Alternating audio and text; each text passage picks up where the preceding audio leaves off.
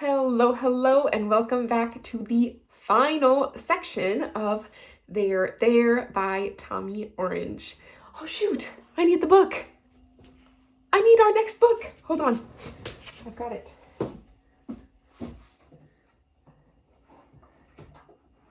Right here. Okay, sorry for that little interruption. I think it's fun to keep it in here. Anyway, we're finishing up There, There by Tommy Orange today. If you've been here since the beginning of this one, thank you so much for following along. It means a lot to me. And I just made a playlist, so you can get caught up with wherever you are in the book. If you are joining us for the first time or maybe a second time, but you're not really sure where you are, just check out the playlist. Anyway, I'm going to announce our next read right now. Drum roll. It is 3 More Words by Ashley Rhodes-Courter. And if you've been following the channel for a while, you may recall that we read 3 Little Words before, which is her first memoir, talking about her experience in the foster care system. So we are going to be reading 3 more words together to continue Ashley's story.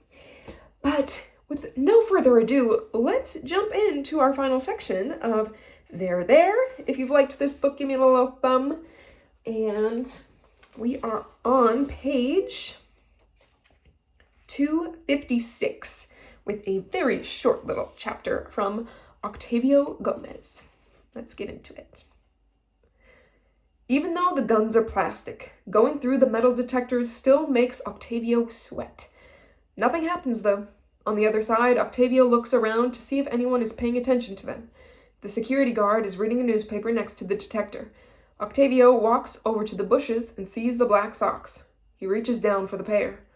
In the bathroom, Octavio fishes around in one of the socks and grabs a handful of bullets, then passes the socks under the stall to Charles, who does the same thing, then passes them under to Carlos, who passes them under the last stall to Calvin. As Octavio puts the bullets in his gun, he feels a dread move all the way from his toes to the top of his head. The dread keeps going, moves out of him like he had his chance with what it was telling him, but he missed it. Because just as he feels it, a bullet drops and rolls out in front of him, out of the stall. He hears a squeak of shoes. Must be Tony, here to get his bullets. Everyone goes quiet at the sound of that bullet rolling. Next page, Edwin Black. Blue and Edwin sit at the table and canopy they'd set up earlier. They watch the dancers come out for grand entry. Blue tilts her head up at them. You know anyone out there? Blue says.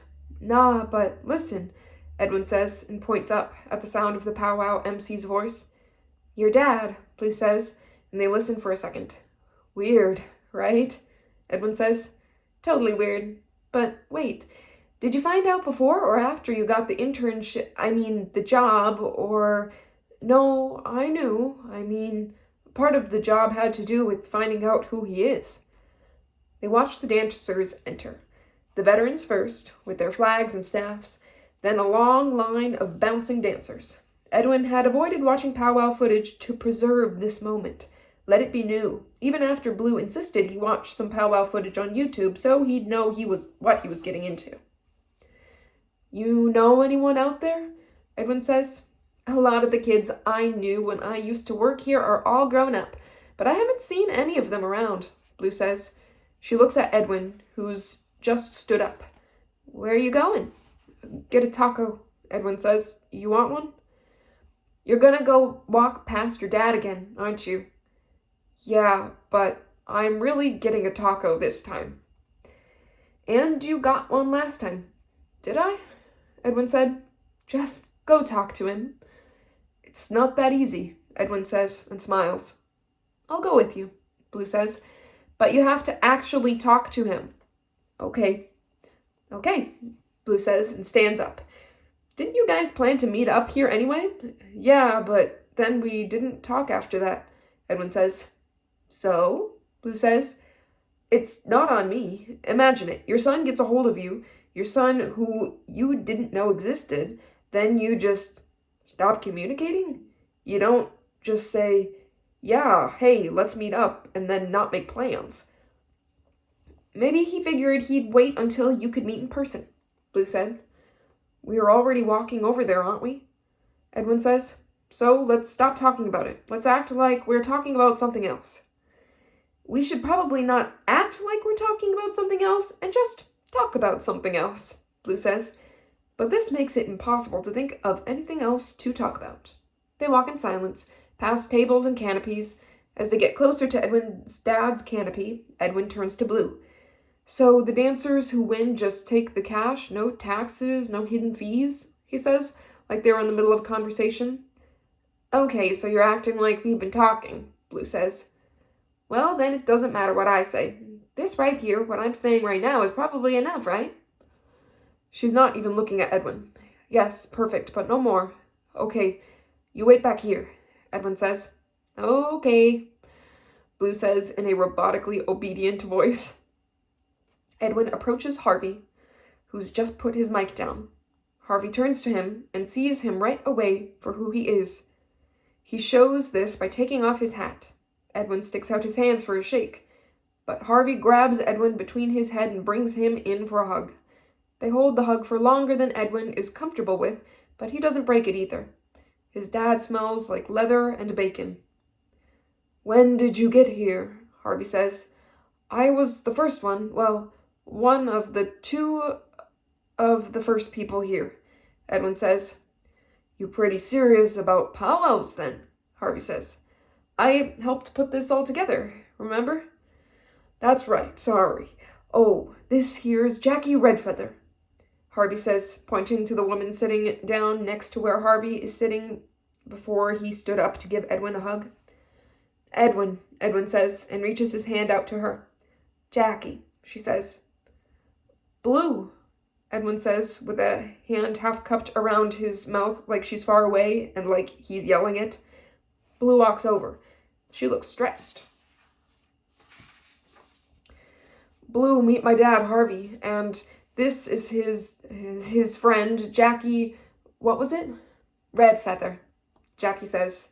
Right, and this is Blue, Edwin says. Blue's face goes white. She reaches out her hand and goes for a smile, but it looks more like she's trying not to throw up. It's so nice to meet you both, but Edwin, we should get back. Come on, we just got here, Edwin says, and looks at his dad like, right? I know, and we can come back. We have the whole day. We'll just be right over there, Blue says, pointing to where they'd come from. All right, Edwin says, and reaches out one more time for a shake with his dad. Then they both wave and walk away. Okay, 2 things, Blue says, as they walk back to their table. That was crazy, Edwin says. He's smiling a smile he can't contain. I think that woman was my mom, Blue says. What? Jackie. Who? The woman with your dad just now. Oh, wait, what? I know. I don't know. I don't know what the fuck is happening right now, Ed. They walk back to the table. Edwin looks over to Blue and tries for a smile, but Blue, she's ghost white. Page 261, Thomas Frank. You good? Bobby Big Medicine says after the song is over. Thomas had been looking off, or not off, but down and like he could see through the ground and like he could see something specific there. I think getting somewhere, Thomas says. Still drinking, Bobby says. Doing better, Thomas says. Get all that junk out for this one, Thomas says, and rotates his drumstick in a circle. I feel good, Thomas says. It's not enough to feel good, you gotta drum good for them, he says, and points with his drumstick out at the field. Do I know all the songs we're gonna sing today? Most. You'll catch up, he says. Thanks, brother, Thomas says. Put your thanks in there, Bobby says, and points to the middle of the drum. I just mean for asking me to come out here, Thomas says, but Bobby doesn't hear. He's talking to one of the other drummers. Bobby's like that, with you all the way and then gone. He doesn't think of it like doing a personal favor. He wanted a drummer. He likes the way Thomas drums and sings. Thomas stands up to stretch. He really does feel good. Singing and drumming had done that thing, that all the way there thing he needs to feel that full, that complete feeling, like you're right where you're supposed to be right now, in the song and about what the song's about. Thomas walks around to various vendors, jewelry and blanket booths. He's keeping an eye out for anyone from the Indian Center. He should just find Blue and apologize. It would make drumming the rest of the day better. It would make his drumming better, more true. He sees her, but there's someone yelling. Thomas can't tell from where. Take a little coffee break.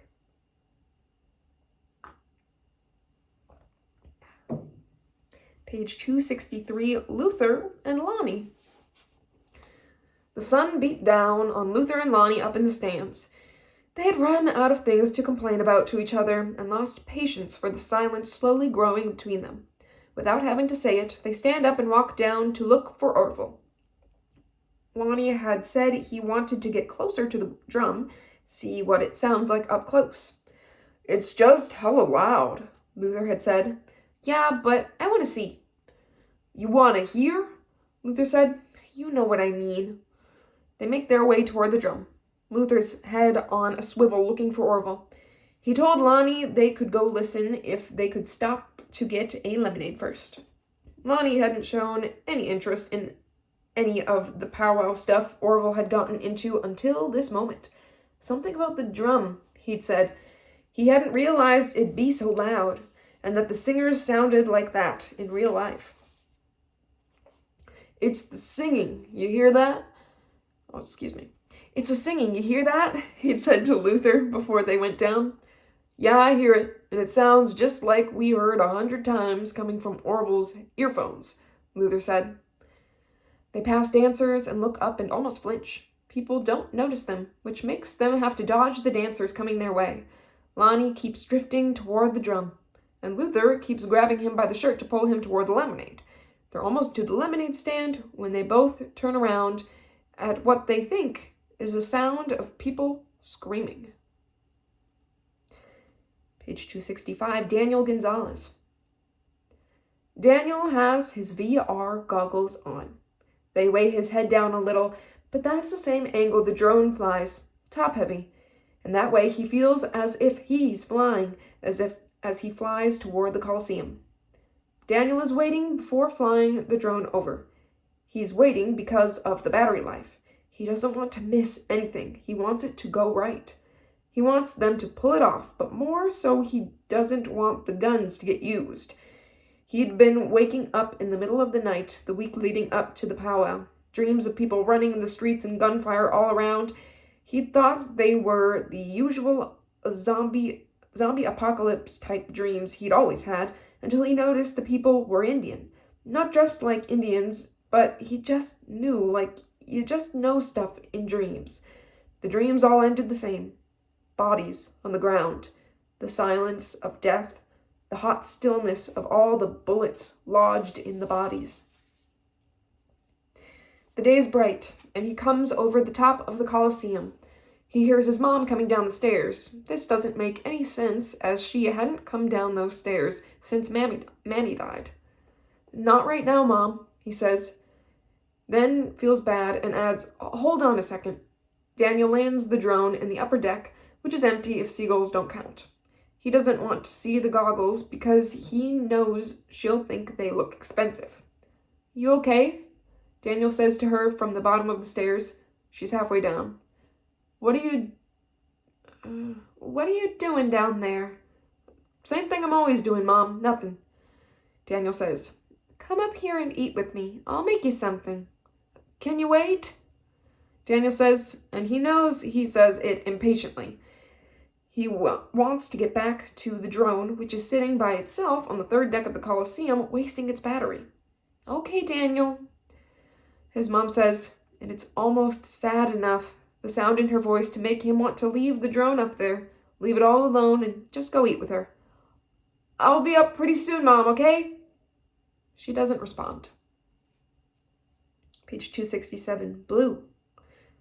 Blue didn't know why she became so aware of the safe. Or she did know why, but she didn't want to know why she began to think of the safe. The money. All morning it hadn't come up, and leading up to the powwow it hadn't been a thing either. There were gift cards and a heavy safe, and who would rob a powwow? There were other things to think about. She'd just seen her mom. Maybe. There are a few thuggish-looking guys standing nearby. Blue is bothered that she is bothered by their presence. Edwin is next to her, chewing and swallowing sunflower seeds. This almost bothers her more than anything else because you're supposed to do the work of splitting the shells and reaping the seed benefit, and he's just shoving handfuls in his mouth and chewing them up until he can swallow them shell and all. These guys keep getting closer to the table, kind of creeping up. She asks herself again, who would rob a powwow? Who would even know to rob a powwow? Blue lets go of the whole idea, but looks under the table to make sure the safe is still covered with the little red, yellow, and turquoise Pendleton blanket. Edwin looks over at her and smiles, a rare, proud-toothed smile. His teeth are covered in sunflower seed shells. She hates and loves him for it.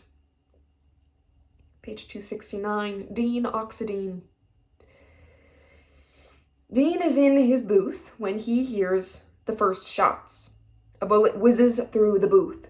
He moves to the corner and puts his back to the wooden pole there. He feels something hit his back. Then the black curtain walls of the booth collapse around him. The whole shoddily built booth is on top of him. He doesn't move. Can he? He doesn't try. He knows or thinks he knows he won't die from whatever hit him. He reaches back and feels the piece of wood, one of the 4 thicker poles that held the thing up. As he pushes the piece of wood away, he feels something hot lodged in it. A bullet. It had gone all the way through and almost all the way out, almost into him, but it stopped. The pole saved him.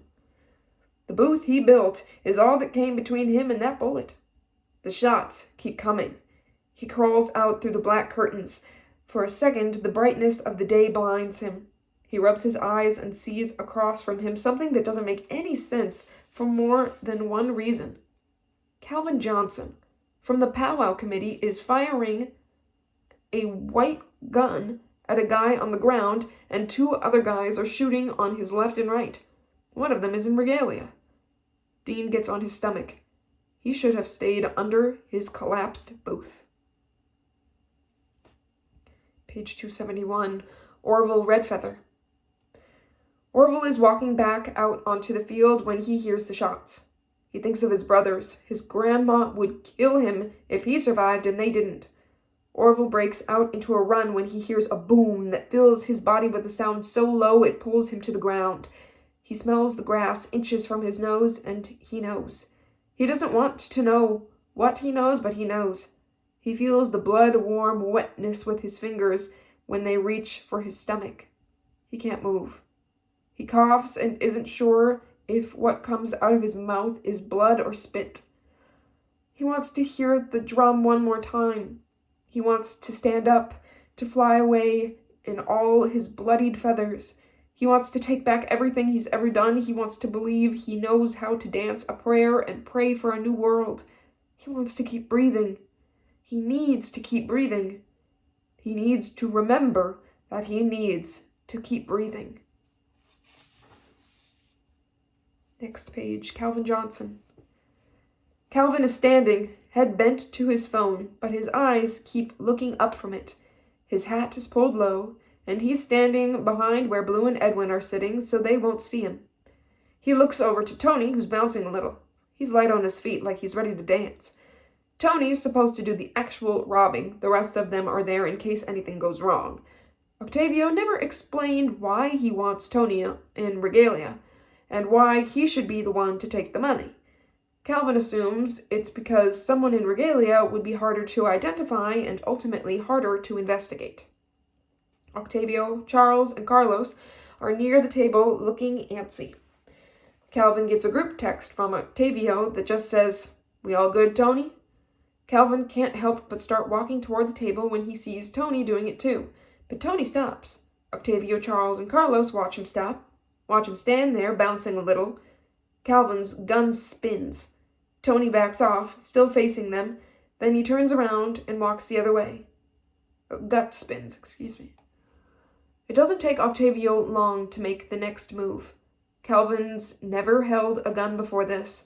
There's a gravity to it, a weight pulling him closer to Octavio, who's now pointing his gun at Edwin and Blue. He's pointing at the safe with the gun. He's calm about it.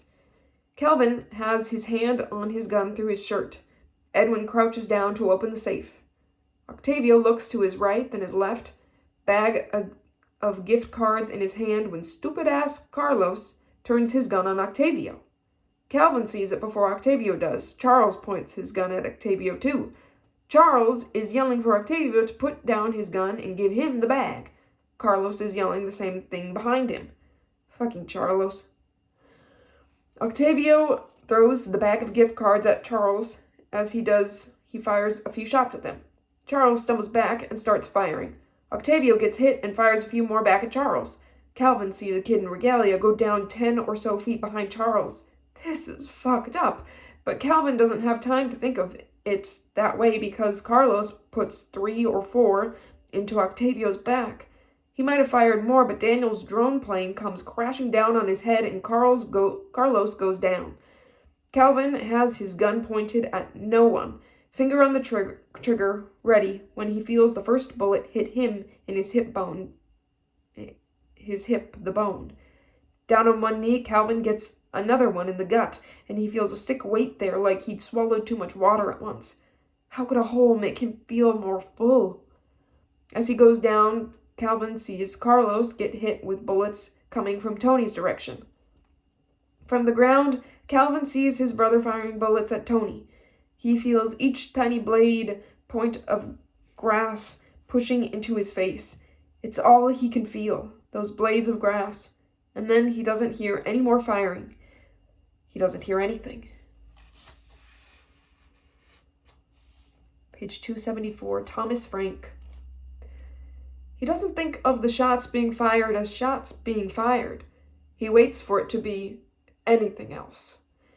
But then he sees the people run and stumble and drop and scream and generally lose their shit because soon, very soon, after what he at first thought must have been somewhere else and not gunfire, became in his mind and before his eyes definite gunfire. Thomas ducks incomprehensibly, squats down and watches dumbly. He can't find the shooter or shooters. So stupid is he that he stands up to see better what's happening. He hears a sharp whiz nearby, and as soon as he realizes that it's the sound of bullets missing him, one hits him in the throat. He should have been keeping as low as possible. He should have dropped to the ground, played dead. But he didn't. And now he's on the ground anyway, holding his neck where the bullet went in. He can't figure out where the bullet came from, and it doesn't matter because he's bleeding badly into the hand that holds his burst neck. All he knows is that the bullets are still flying, and people are screaming, and someone is behind him, his head is in their lap, but he can't open his eyes, and it burns like hell where he knows or feels he knows the bullet exited. The person whose lap he's in is maybe wrapping something around his neck and tightening it. Maybe it's a shirt or a shawl, like they're trying to stop the bleeding. He doesn't know if his eyes are closed or if all this has suddenly blinded him. He knows he can't see anything and that sleep feels like the best idea he's ever had. Like no matter what that sleep could mean, even if it means only sleep, dreamless sleep from here on out. But a hand is slapping his face and his eyes opened, and he's never believed in God until that moment. He feels God is in the feeling of his face being slapped. Someone or something is trying to make him stay. Thomas tries to lift his whole body up, but he can't.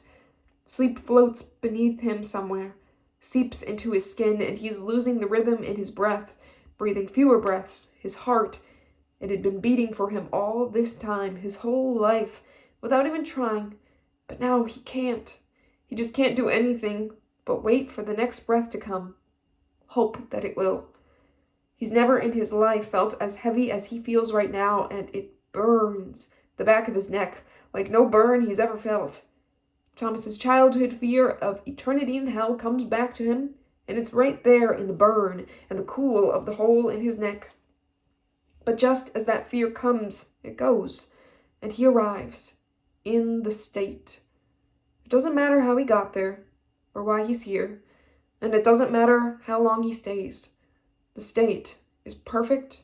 It is all he could ever ask for a second or a minute or a moment.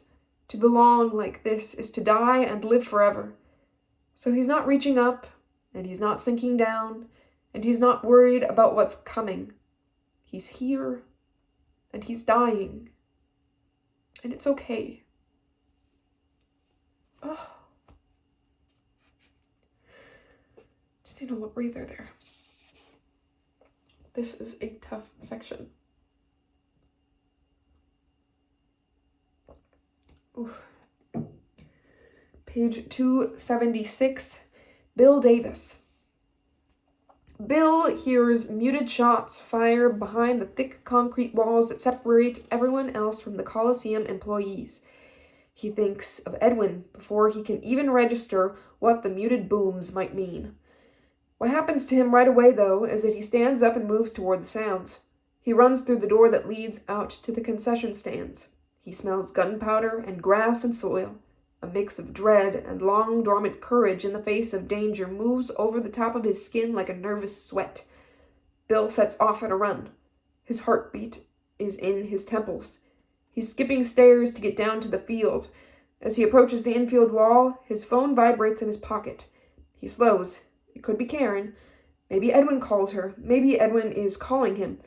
Bill drops to his knees, crawls between the second and first rows. He looks at his phone. It's Karen. Karen, I'm on my way there now, sweetie. Karen says, No, Karen, stop. Turn around. Bill says, Why? There's a shooting. Call the police. Pull over. Call them. Bill says. Bill puts the phone against his stomach and lifts his head up to look. Right away, he feels a sting burn explode on the right side of his head. He puts his hand to his ear. It's flat, wet, hot. Not thinking to put it to his other ear, Bill puts the phone to the place where his ear had been. Care! Bill starts but can't finish. Another bullet. This one hits above his right eye, makes a clean hole through. The world tips over. Bill's head slams against the concrete. His phone is on the ground in front of him. He watches the numbers count up the time of their call. Bill's head throbs, not with pain, just a big throbbing that turns into a full-on swelling. His head is an expanding balloon. The word puncture occurs to him. Everything is ringing. There's a deep whooshing sound coming from somewhere beneath him. Waves or a white noise coming on. A buzz he can feel in his teeth. He watches the blood seep out from under his head in a half circle. He can't move. He wonders what they'll use to clean it. Sodium peroxide powder is best for concrete stains. Bill thinks, please, not this. Karen is still there. The seconds are still counting up. He closes his eyes. He sees green.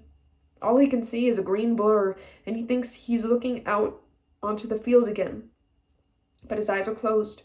He remembers another time he saw a green blur like this. A grenade had landed nearby. Someone yelled for him to take cover, but he froze. He wound up on the ground then, too. Same ringing in his head, same buzz in his teeth.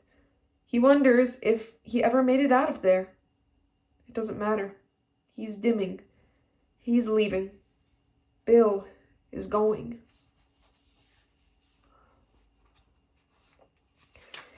Page 278. Opal Viola Victoria Bearshield.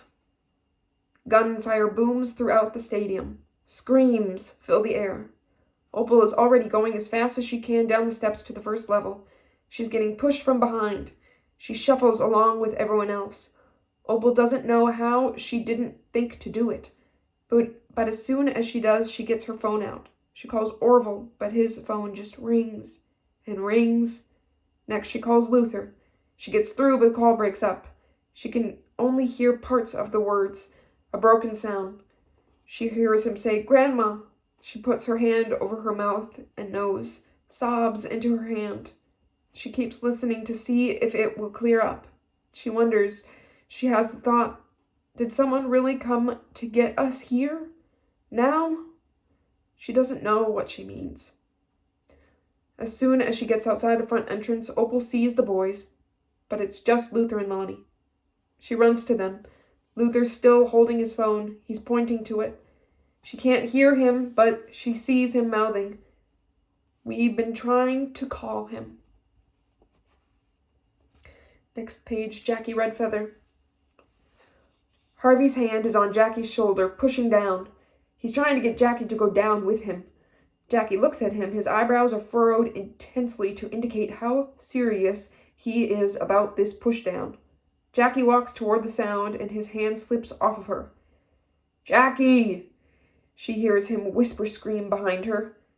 She can hear the bullets, the boom, and the whizzing. It's close. She hunches a little, but keeps walking. There's a whole bunch of people on the ground. They look dead. She's thinking about Orville. She just watched him go by for the grand entry. For a second, Jackie thinks it might be some kind of performance art piece. All these people in regalia on the ground like it's a massacre. She remembers what her mom told her and Opal about Alcatraz, how a small group of Indians first took over Alcatraz, just 5 or 6 of them, took it over as a piece of performance art 5 years before it really happened. It had always fascinated her that it started that way. She sees the shooters, then scans the field of bodies to find the colors of Orville's regalia on the ground. His colors stand out because there's a bright orange in it, a particular almost pink orange you don't normally see in regalia. She doesn't like the color, which makes it easier for her to spot. But before she acknowledges to herself that it's him, before she can feel or think or decide anything, she's already moving toward her grandson. She knows the risk of walking out there. She's walking toward the gunfire. It doesn't matter. She keeps an even pace. She keeps her eyes locked on Orville. His eyes are closed when she gets to him. She puts 2 fingers to his neck. There's a pulse. She screams out for help. The sound she makes is not a word. The sound she makes comes from below her feet, from the ground, and with the sound, Jackie lifts Orville's body. She can hear the shots behind her as she carries her grandson's body through the crowd toward the exit. "Excuse me," she says as she moves through the crowd. "Please," she says. "Someone," she hears herself cry out as she comes out through the entrance. Then she sees them there, just outside the entrance. Luther and Lonnie. "Where's Opal?" she says to them. Lonnie is crying. He points out toward the parking lot. Jackie looks down at Orville. Her arms are shaking. Luther comes over and puts an arm around Jackie, looks down at his brother. "He's white," Luther says. When Opal pulls up, Jackie sees Harvey come running out toward them. She doesn't know why he should come or why she calls out his name, waves him over. They all get into the back of Opal's Ford Bronco, and Opal puts her foot on the gas. Page 281, Blue.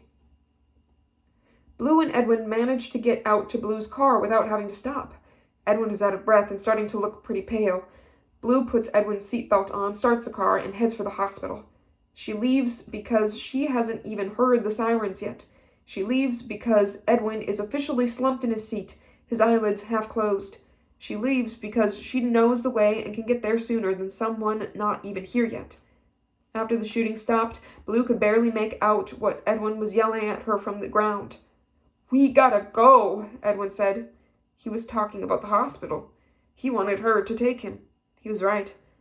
They wouldn't get enough ambulances there in time. Who knows how many people had been shot? For Edwin, it was just 1 shot, in the stomach. "Okay," Blue said. She tried to help him up, wrapped his arm around her shoulder and pulled. He winced a little, but for the most part was pretty unfazed. "Hold it with pressure so it doesn't bleed too much," Blue said. He was holding 3 or 4 big Oakland powwow t-shirts against his stomach. He reached behind his back, and the color went out of his face. "It went through," Edwin said. "Out the back." "Fuck," Blue said. "Or good. Shit, I don't know." Blue put an arm around him and let his arm hold onto her. They hobbled out of the Coliseum like that, all the way to Blue's car. When Blue pulls into Highland, Edwin is passed out. She'd been telling him, yelling at him, screaming at him to stay awake. There was probably a closer hospital, but she knew Highland. She keeps her hand on the horn to try to wake Edwin up and to get someone else to come help. She reaches her hand over and slaps Edwin a few times on the cheek. Edwin shakes his head a little. "You gotta wake up, Ed," Blue says. "We're here." He doesn't respond. Blue runs inside to get someone with a stretcher to come out and help. When she comes out through the emergency room automatic double doors, she sees a Ford Bronco pull up.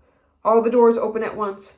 She sees Harvey and Jackie. Jackie's holding a boy, a teenager, in regalia. As Jackie passes Blue, two nurses come out with a stretcher for Edwin. Blue knows right away there will be confusion. Should she allow Jackie and the boy to go in Edwin's place? It doesn't matter what Blue has or hasn't decided. She watches the nurse load the boy and take him away on the stretcher. Harvey walks up to Blue and looks at Edwin in the car. He nods his head sideways at Edwin like, "Let's pick him up." Harvey slaps Edwin a few times on the cheek, and he rustles a little, but he can't pick his head up.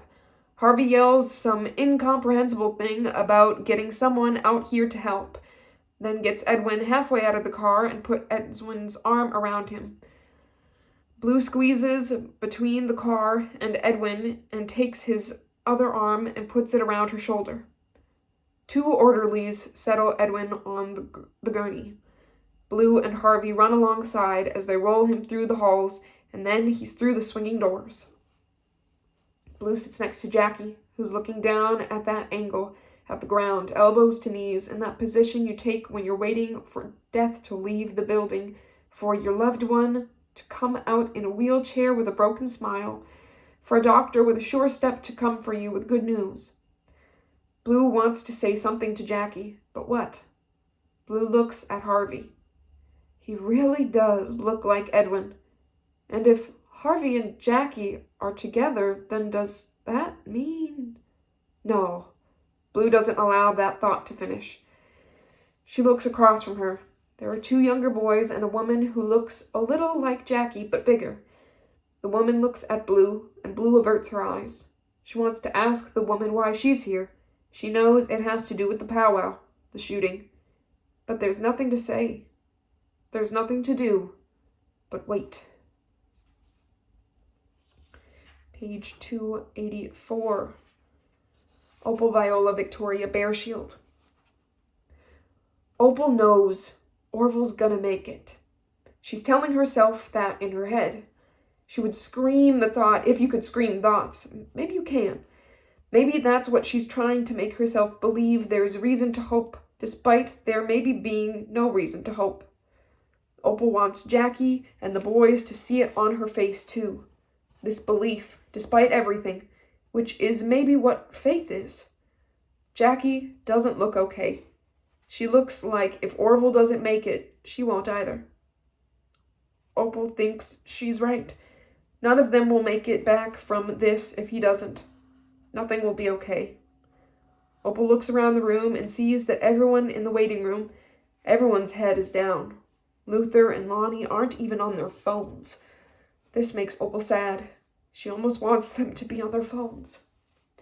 But Opal knows this is the time, if there ever was one, to believe, to pray, to ask for help, even though she'd abandoned all hope for outside help on a prison island back when she was 11. She tries her best to keep quiet and close her eyes. She hears something coming from a place she thought she'd closed off forever a long time ago. The place where her old teddy bear, Two Shoes, used to speak from. The place she used to think and imagine from when she was too young to think she shouldn't. The voice was hers and not hers, but hers finally. It can't come from anywhere else. There is only Opal. Opal has to ask. Before she can even think to pray, she has to believe she can believe. She's making it come, but also letting it come. The voice pushes through and she thinks, please, get up. She says, this time out loud. She's talking to Orville. She's trying to get her thoughts, her voice into that room with him. Stay, Opal says. Please. She says it all out loud. Stay. She recognizes that there is power in saying the prayer out loud. She cries with her eyes shut tight. Don't go, she says. You can't. A doctor comes out. Just one doctor. Opal thinks that might be good. They probably report death in pairs for moral support, but she doesn't want to look up at the doctor's face. She does and doesn't want to know. She wants to stop time, to have more time to pray, to prepare, but all time has ever done is to keep going, no matter what. Before she can think to do it, Opal is counting the swing of the double doors, every swing, and counts as one. The doctor is saying something, but she can't look up yet, or listen. She has to wait and see what the number of swings will say. The doors come to a rest on the number 8, and Opal breathes in deep and lets out a sigh and looks up to see what the doctor has to say.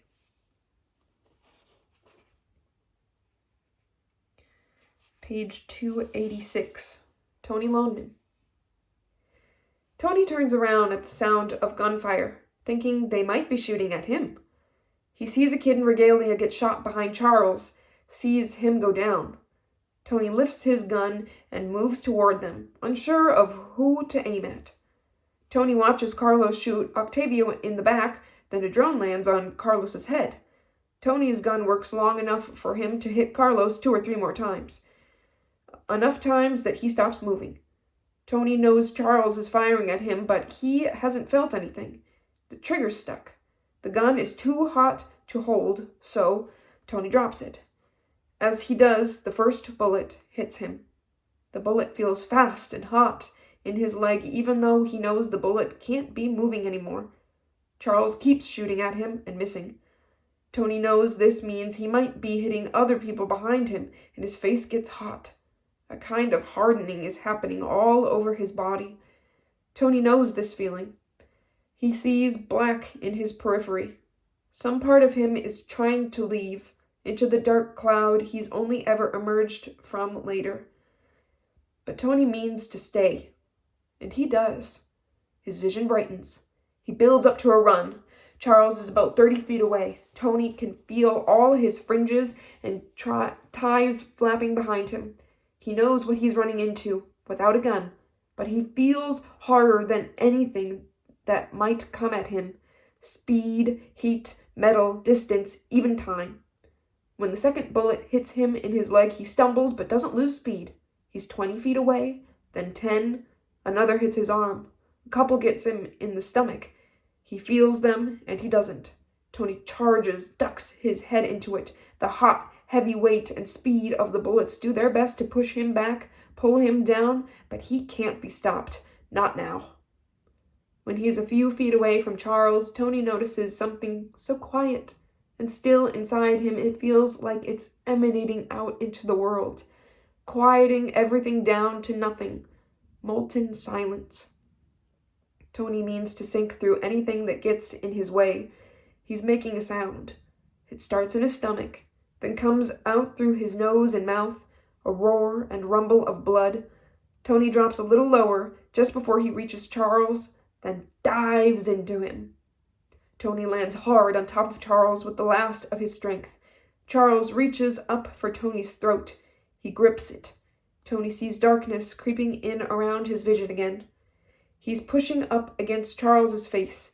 He gets a thumb in his eye and pushes. He sees Charles's gun on the ground next to him. With all he has left in him, Tony shifts his weight and falls sideways, then grabs the gun. Before Charles can look over or reach back or toward Tony's neck, Tony fires a shot into the side of Charles's head, then watches it drop as his body goes lifeless. And his body go lifeless. Tony rolls onto his back, and right away, he's sinking. Quicksand slow. The sky darkens, or his vision darkens, or he's just sinking deeper and deeper in, headed for the center of the earth, where he might join the magma or water or metal or whatever is there to stop him, hold him, keep him down there forever. But the sinking stops. He can't see. He hears something that sounds like waves. Then he hears Maxine's voice somewhere in the distance. Her voice is echoey, like it used to sound when she was in the kitchen and he was nearby, under the table or slapping magnets on the fridge. Tony wonders if he's dead, if Maxine's kitchen is where he'd end up after. But Maxine's not even dead. It's definitely her voice. She's singing an old Cheyenne hymn she used to sing when she did the dishes. Tony realizes he can open his eyes again, but he keeps them closed. He knows he's full of holes. He can feel each one of those bullets trying to pull him down. He watches himself go up, out of himself. Then he watches himself from above, looks at his body, and remembers that it was never actually really him. He was never Tony, just like he was never the drome. Both were masks. Tony hears Maxine singing in the kitchen again, and then he's there. He's there, and he's 4 years old, the summer before going into kindergarten. He's in the kitchen with Maxine. He's not 21-year-old Tony thinking about his 4-year-old self, remembering. He's just there again, all the way back to being 4-year-old Tony. He's on a chair helping her wash dishes. He's dipping his hand into the sink and blowing bubbles at her out of the palm of his hand. She doesn't think it's funny, but she doesn't stop him. She keeps wiping the bubbles on the top of his head. He keeps asking her, "What are we, Grandma? What are we?" She doesn't answer. Tony dips his hand back into the sink of bubbles and dishes and blows them at her again. She has some on the side of her face, and she doesn't wipe them off. Just keeps a straight face and keeps on washing. Tony thinks this is the funniest thing he's ever seen. And he doesn't know if she knows this is happening, or if they're really not there. He doesn't know that he's not there, because he's right there, in that moment which he can't remember as having happened, because it's happening to him now. He is there with her, in the kitchen, blowing sink bubbles. Finally, after catching his breath and containing his laughter, Tony says, "Grandma, you know they're there." "What's that?" Maxine says. "Grandma, you're playing." Tony says, "Playing what?" Maxine says, "They're right there, Grandma. I see them with my own eyes." "You go play now and let me finish these in peace," Maxine says, and smiles a smile that tells him she knows about the bubbles. Tony plays with his transformers on the floor of his bedroom.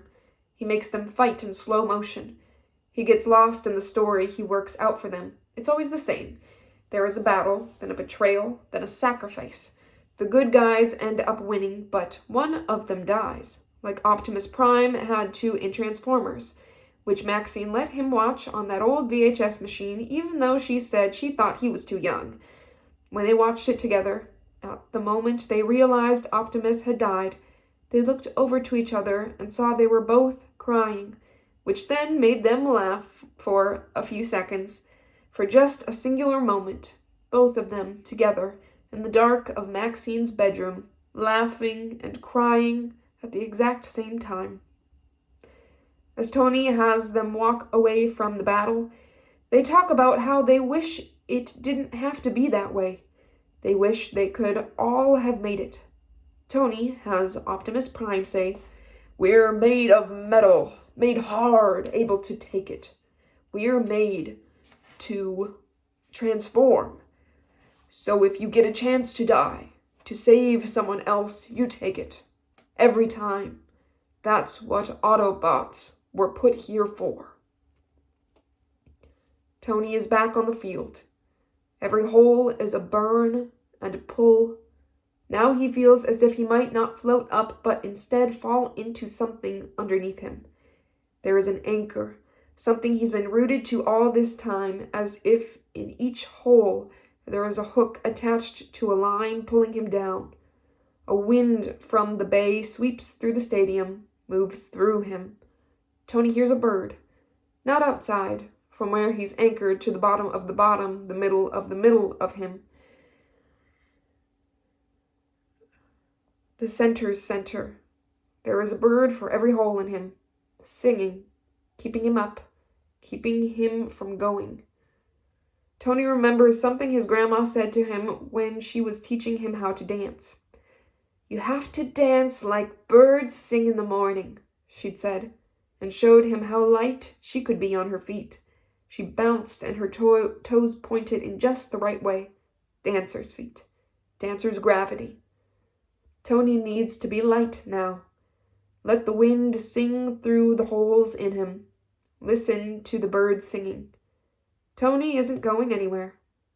And somewhere in there, inside him, where he is, where he'll always be, even now it is morning, and the birds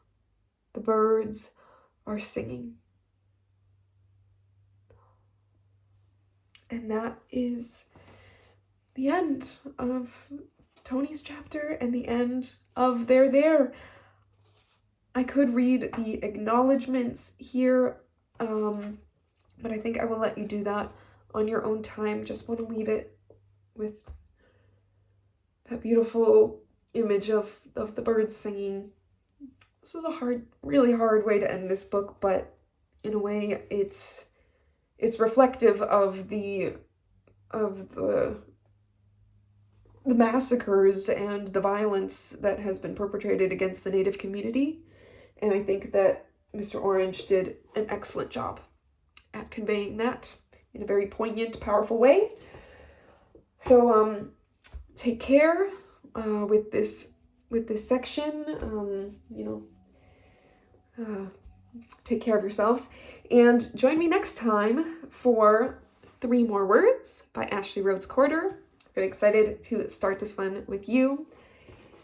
Until next time, bye.